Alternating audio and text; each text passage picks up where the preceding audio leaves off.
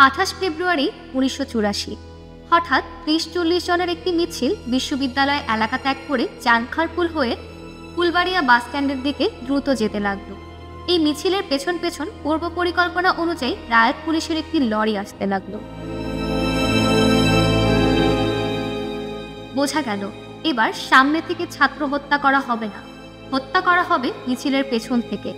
যারা এই পরিকল্পনায় অবহিত তারা যতটা সম্ভব মিছিলের সামনে থাকতে না। মোটামুটি মিছিলের অনেকেই জানে পেছন থেকে মিছিলের আক্রমণ করা হবে। রায়ত পুলিশের লরি থেকে এই আক্রমণ করা হবে, তবে রায়ত পুলিশের লরি থেকে গুলি করা হবে না অন্য কোনোভাবে আক্রমণ করা হবে এটা কেউ জানত না।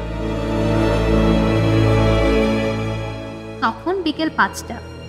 ক্ষুদ্র ছাত্র মিছিলটি নিমতলি পার হয়ে ফুলবাড়িয়া বাস স্ট্যান্ডে ঢোকার সঙ্গে সঙ্গেই রায়ত পুলিশ তাদের লরিটি বিদ্যুৎ গতিতে মিছিলের উপর তুলে দিল। মিছিলের পেছন দিকে থাকা সেলিম মুহূর্তের মধ্যেই পুলিশের লরির চাকায় পিষ্ট হয়ে গেল। বাকি সবাই রাস্তার দুদিকে ছিটকে পড়ে প্রাণে বাঁচলেও দেলোয়ার সোজা দৌড়তে লাগলো। প্রাণ ভয়ে দেলোয়ার দৌড়ায় আগে। দেলোয়ারের প্রাণবধ করতে পেছনে দ্রুত ছুটছে রায়ত পুলিশের লরি। মিনিট দুয়েকের মধ্যে দেলোয়ারের দেহ চাকায় পিষে রাস্তার সাথে মিশিয়ে দেয় পুলিশের লরি।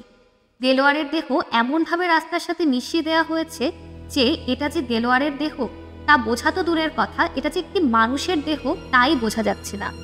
আর পেছনে পিচ ঢালা রাস্তার সাথে থেতলে আছে সেলিমের দেহ। ধানমন্ডি ৩২ নম্বরে বঙ্গবন্ধু ভবনের সংবাদের জন্য অধীর আগ্রহে উৎসুক হয়ে বসে থাকা বঙ্গবন্ধু কন্যা জননেত্রী সভানেত্রী শেখ হাসিনাকে রায়ত পুলিশের চাকায় পিষ্ট হয়ে সেলিম ও দেলোয়ারের নিহত হওয়ার সংবাদটি পৌঁছালো মোটরসাইকেল আরোহী। ছাত্রলীগের দুজন নেতার নিহত হওয়ার সংবাদটি শুনে শেখ হাসিনা পুলকিত ও আনন্দিত হয়ে উঠে বললেন সাবাস। তারপর গাড়ির ড্রাইভার জালালকে বললেন, জালাল গাড়ি লাগাও, আমি বাইরে যাব। মোটরসাইকেল আরোহীর সঙ্গে যেতে চাইলে নেত্রী বললেন, তোমরা এক কাজ করো, আগামীকাল ৩২-এ সবাই আসো, আজ সবাই চলে যাও।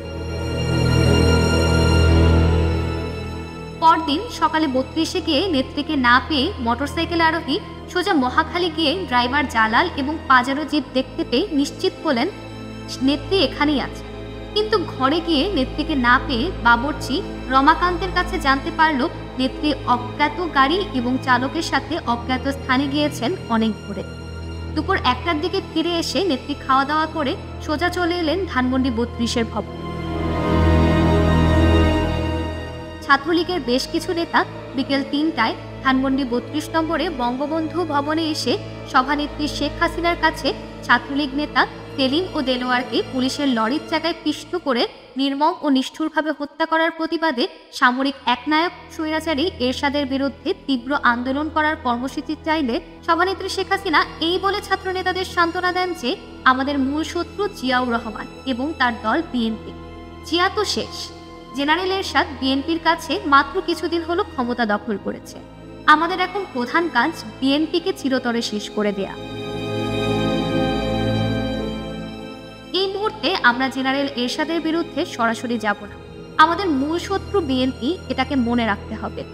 ছাত্র নেতারা সেলিম ও দেলোয়ারের হত্যার জন্য আবেগাপ্লুত হলে শেখ হাসিনা বলেন, আবেগপ্রবণ হয়ে লাভ নেই, সময় হলে এদের পরিবারকে পুষিয়ে দেয়া হবে।